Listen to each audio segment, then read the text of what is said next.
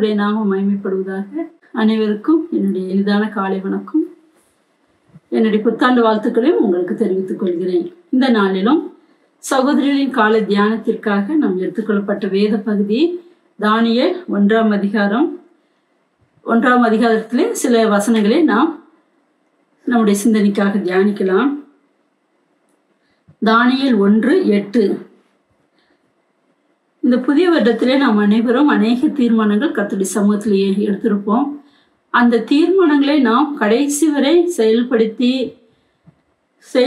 நம் ஆண்டவருக்கு முன்பதாக நாம் ஆண்டவருடைய பலனோடு அவரிடத்தில் நாம் ஜெபித்து அவருடைய கிருபையோடு நாம் அதை தொடர்ந்து செயல்படுத்தும் போது கர்த்தர் நம் அந்த காரியங்களை நமக்கு நிறைவேற்ற வல்லவராக இருக்கிறார். அதை தொடர்ந்து செயல்படுத்துவதற்கான பலனையும் தரக்கூடிய தேவனாக இருக்கிறார். இந்த நாளிலே இந்த பகுதியிலே தானியேல் ஒரு தீர்மானம் எடுக்கிற மகனாக இருக்கிறார். ஒரு காரியத்திற்காக அவர் தீர்மானம் எடுக்கிறார். என்ன எடுக்கிறார் என்று பார்க்கும்போது, இங்கே இந்த கதையை அனைவரும் அறிந்திருக்கிறீர்கள். அதனால அந்த பகுதியை மாத்திரம் நான் சொல்லுகிறேன். தானியேல் ராஜாவின் போஜனத்தினாலும் அவர் பானம் பண்ணும் திராட்சரசத்தினாலும் தன்னை தீட்டுப்படுத்தலாகாது என்று தன் இருதயத்தில் தீர்மானம் பண்ணிக்கொண்டு தன்னை தீட்டுப்படுத்தாதபடி பிரதானிகளின் தலைவனிடத்தில் வேண்டிக் கொண்டான். இப்போ உலகப்பரமான இந்த போஜனத்தினாலும் அந்த தன்னை தீட்டுப்படுத்தக்கூடிய மற்ற அந்த ராஜாவின் போஜன காரியங்களை என்ன செய்கிறாரு, அதை நாம் புசிக்கக்கூடாது, நான் அதை புசிக்க மாட்டேன் என்று ஒரு நல்ல ஒரு தீர்மானம் எடுக்கிறார். தீர்மானம் எடுத்தது மாத்திரமல்ல, அதை தன்னுடைய வாழ்க்கையில் அவர் என்ன செய்கிறார், அதை காலங்களிலே அதை செயல்படுத்துகிறார். நம்முடைய வாழ்க்கையிலும் கூட அநேக தீர்மானங்களை நாம் எடுப்போம். அதை கடைசி வரை செயல்படுத்துகிறோமா என்பது ஒரு கேள்விக்குறிதான். ஏனென்றால் பாதியிலே நாம் என்ன செய்ய முடியாது, செயல்படுத்த முடியாது. ஆனால் இங்கே இந்த தானியேல் அதை செயல்படுத்தினாலே அவருக்கு கிடைத்த ஆசீர்வாதங்களை குறித்து நாம் பார்க்க முடிகிறது. அவர் ஐயோ ராஜா ஏதாவது நம்முடைய அந்த ஆகாரத்தை அதை புசிக்கவில்லை என்றால் நமக்கு ஏதாவது வந்துவிடுமோ என்று அவர் பயப்படவில்லை. தானியேல் தைரியமாக என்ன செய்கிறார், அவர் அந்த தீர்மானத்தை எடுத்து அதை அவர் என்ன செய்கிறார், தைரியமாக அவர் என்ன செய்கிறார், எடுத்து செயல்படுத்துகிறார். அதன்படியே செய்கிறார். அதை நான் உண்ண மாட்டேன் என்று அதை அவர் என்ன செய்கிறார், அது கண்டிப்பாக அந்த ஒரு மன வைராக்கியத்தோடு அப்படி அந்த ஒரு வைராக்கியம் அவர் இடத்துல இருந்தது.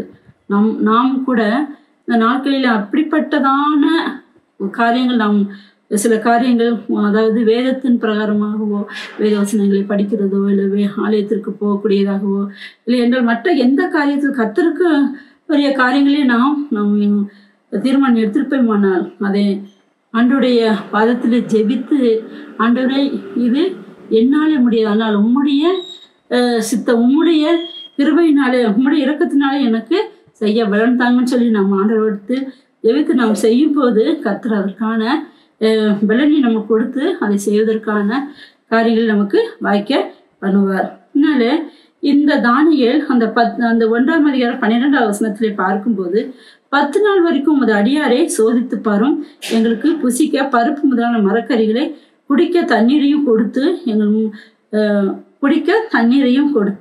எங்கள் முகங்களையும் ராஜ போஜனத்தில் புசிக்கிற வாலிபருடைய முகங்களையும் ஒத்துப்பாரும், பின்பு நீர் காண்கிறபடி அது அடியாருக்கு செய்கின்றார். இப்போ நாங்கள் இதை பார்க்குறோம், நாங்கள் இதை பண்ணுறோன்னு சொல்லி என்ன செய்கிறாங்க, பண்ணுறாங்க.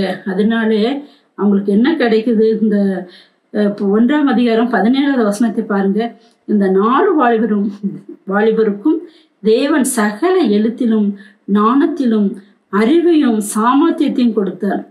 கர்த்தருக்காக அவர்கள் தங்களுடைய என்ன செஞ்சாங்க, அந்த மாமிச காரியங்களை புசிக்கக்கூடாது என்று வைராக்கியம் பண்ணி கர்த்தருக்காக அவர்கள் உண்மையாக இருந்து அந்த காரியங்களை செயல்படுத்தும் போது ஆண்டவர் அவங்களுக்கு அருமையான ஆசீர்வாதத்தை கட்டளையிடுகிறார். எல்லா வாலிபரின் காட்டில் அவருக்கு நல்ல எழுத்திலும் ஞானத்திலும் அறிவையும் சாமர்த்தியத்தையும் கொடுக்கிறாரு. ஆனால் தானியேலுக்கு இன்னும் அவங்களுடைய நண்பர்களுக்கு இந்த காரியங்கள் தானியேலுக்கு இன்னும் ஒரு வடி மேலே உயர்ந்து தரிசனங்களையும் சொப்பனங்களையும் அறியத்தக்க அறிவுள்ளவனாக்கினான்னு சொல்லி இந்த 1வது அதிகாரம் 17வது வசனத்தில் பார்க்கிறோம்.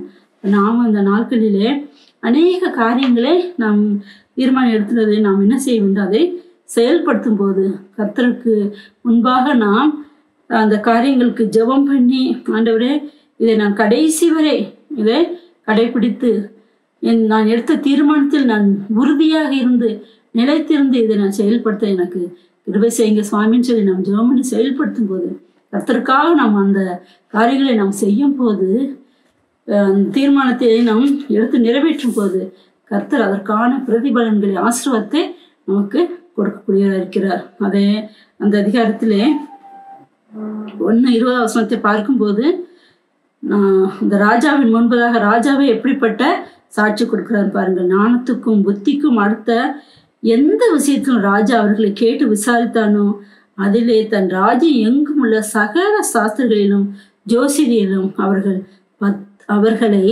10 மடங்கு சமர்த்தராக கண்டார். எவ்வளவு அருமையாக ஆண்டவர் அவர்களே, அவர்கள் கர்த்தருக்காக மன வைராக்கியமாக தீர்மானித்து அதாவது அவங்கள் தன்னுடைய சரீரத்தை அவர்கள் தீட்டுப்படுத்தாதபடி இருந்ததினாலே கர்த்தர் எவ்வளவு அருமையாக அவர்களுக்கு ஆசீர்வாதத்தை கட்டளையிடுகிறார். எல்லாரையும் பார்க்கணும், அவ்வளவு ஒரு அந்த ராஜாவின் கண்களில் அவருக்கு தயவு கிடைக்கு 10 மடங்கு சமர்த்தராக இந்த நாட்களிலும்.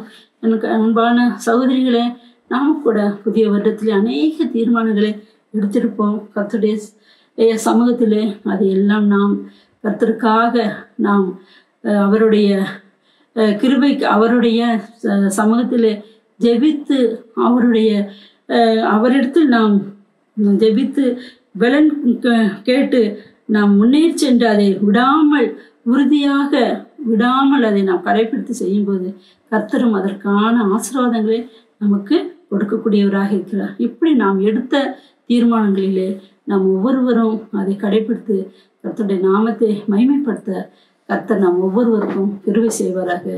கர்த்தருடைய நாமமே மகிமைப்படுவதாக. ஆமென்.